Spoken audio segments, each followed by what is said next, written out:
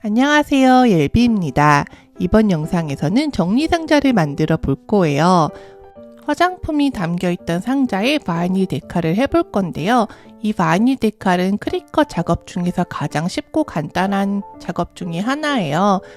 그래서 크리컷을 처음 시작하시는 분들도 쉽게 따라 하실 수 있을 것 같습니다. 크리컷 디자인 스페이스에 가서 디자인을 먼저 해주겠습니다. 우선 텍스트 부분을 먼저 넣어줄 건데요. 텍스트 부분을 클릭해서 원하는 글자를 써주세요. 저는 이 박스를 크레용이랑 마커를 정리하는 데 쓸 거예요. 그래서 텍스트를 크레용 마커라고 써주었고요. 글자체는 제가 미리 다운받아 두었던 폰트를 쓸 거예요. 글자체 같은 경우에는 마음에 드는 폰트를 미리 다운로드 받아 두었다면 크리컷에서도 사용하실 수 있습니다. 한글 글씨체가 다운로드가 되어 있는 상황이라면 한글 폰트도 크리컷에서 사용하실 수 있습니다. 혹시라도 한글 폰트 받는 방법이 익숙하지 않으신 분들은 제가 간단하게 설명해 놓은 영상이 있으니까 참고하시면 좋을 것 같습니다. 글자 부분은 이렇게 텍스트에 가서 써주시기만 하면 되니까 굉장히 간단하고요.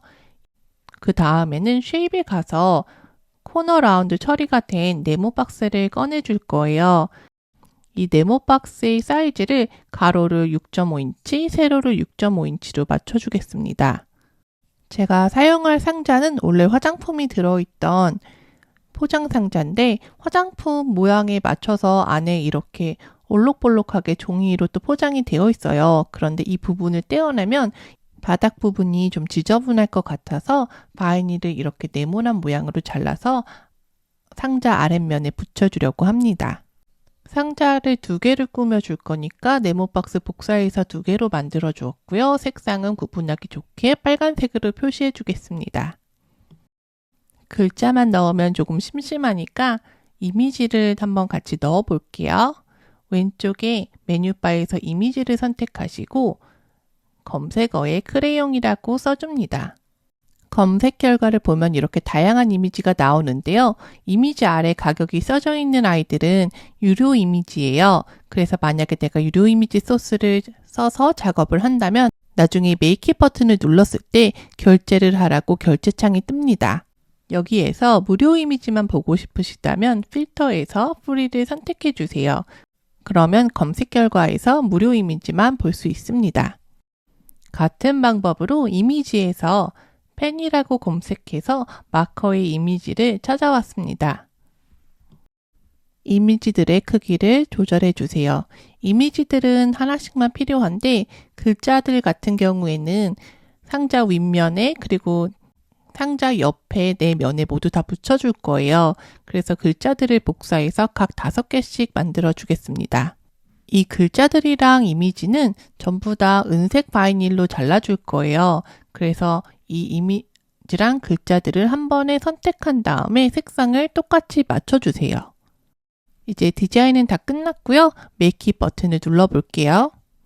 우리가 디자인한 디자인들이 색상별로 이렇게 매트에 정렬되어 있습니다.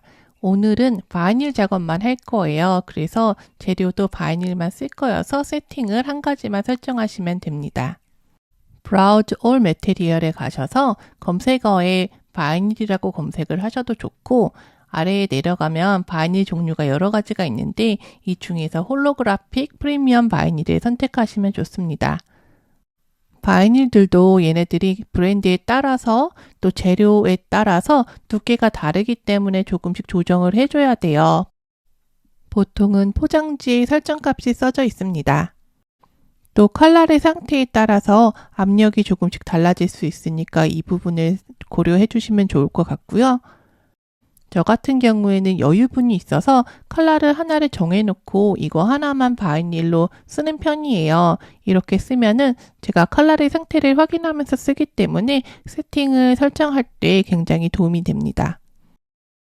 그러면 본격적으로 만들기를 해볼게요. 이 상자는 원래 화장품이 들어있었던 포장 상자인데요. 제가 이 같은 상자가 여러 개가 생겨서 이렇게 아이들 크레파스나 마커를 정리해 주려고 가져와 봤습니다. 바이닐은 제가 예전에 아마존에서 멀티팩으로 이렇게 바이닐 세트를 샀는데요. 그 중에서 빨간색이랑 은색이 들어간 홀로그래픽 색상을 쓰겠습니다. 상자 안쪽에 이렇게 포장했던 종이 부분이 있는데요.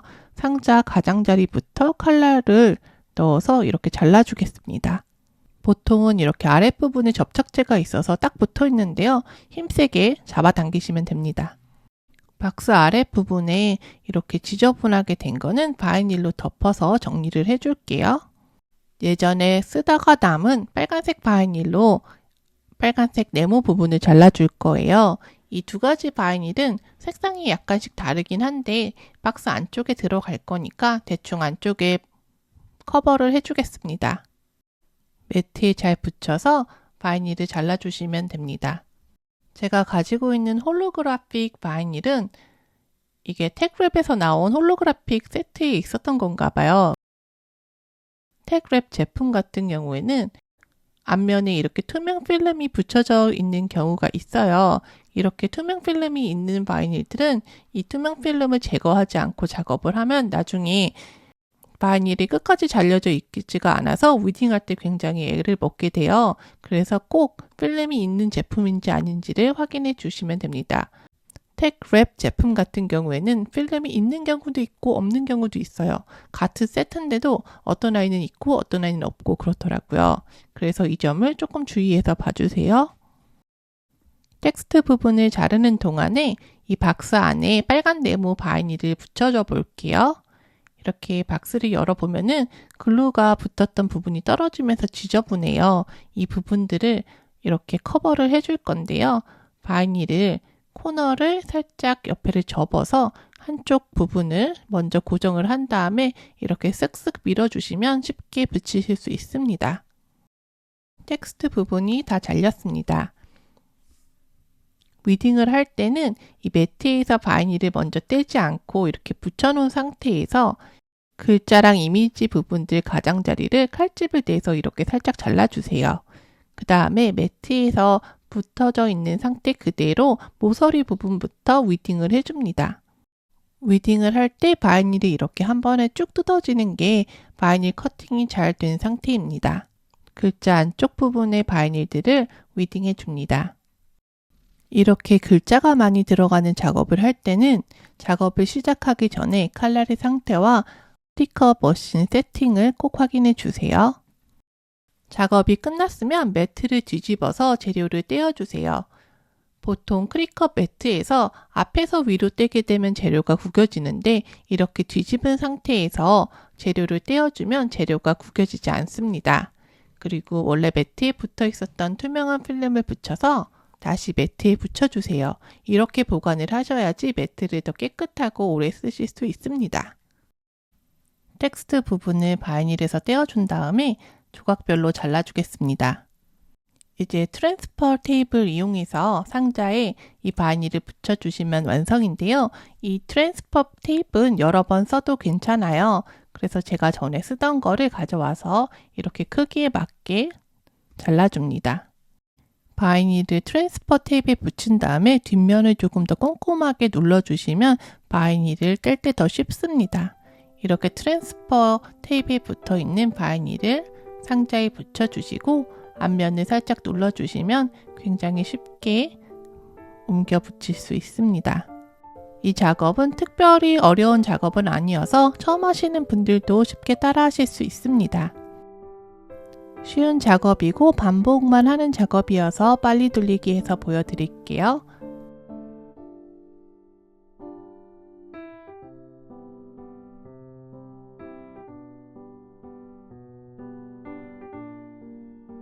네, 이렇게 해서 저는 크레용 박스랑 마커 박스를 만들어 봤어요. 아이를 키우시는 분들은 공감하시겠지만 크레용이랑 마커들은 어디선가 계속 나옵니다. 매년 선물을 받기도 하고 또 필요에 따라서 사기 때문에 크레용이랑 마커는 계속 늘어납니다. 아이들도 자기만의 정리 박스가 있으면 조금 더 능동적으로 정리를 할 수 있을 것 같습니다. 다들 집에 비슷한 크기의 박스가 한두 개쯤은 있으실 것 같은데요. 응용하셔서 더 멋진 정리 박스를 만드실 수 있습니다. 오늘의 영상은 여기까지이고요. 영상이 도움이 되었다면 좋아요, 구독 눌러주세요. 영상을 시청해 주셔서 감사합니다.